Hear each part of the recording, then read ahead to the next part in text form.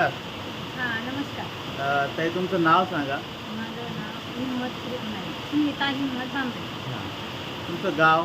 माझं गाव दारखेड, दारखेड. कोणतं तालुक्यात येतं? साखरी. साक्री. तर तुम्हाला काय त्रास होता? मला संधिवातचा त्रास होता. खूप गुडघे पण, सर्व कमर, हात, पाय सर्व एकदम खूप दुखायचे. दुखायचे. बरोबर. मग त्याच्यासाठी तुम्ही काय औषधं घेतले?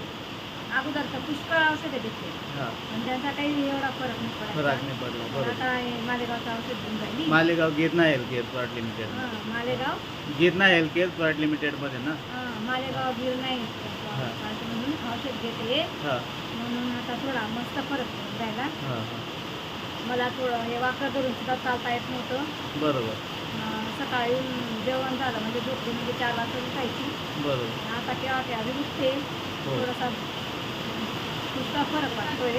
बरोबर. जी सूज होती ती सूज हां. कमी झाली का पहिल्यापेक्षा? थोडी कमी झाली. कमी झाली. हो. हां. आणि जो तुम्हाला जे सांधे दुखायचे, हां. ठणकायचे, हां.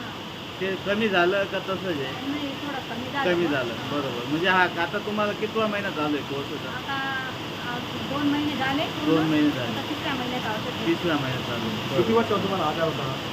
हा. ते पण 25 वर्षाचा आजार झाला. 25 वर्षापासून. हां. म्हणजे 25 वर्षापासून चालायचा त्रास होता तुम्हाला. होतात. बरोबर. मग आता थोडंफार चालायला लागतं बुवा. चालता येतं. बरोबर, बरोबर. हो, हो. बरं. मग आता तुम्हाला किती महिन्याचा कोर्स सांगितला आहे डॉक्टरांनी?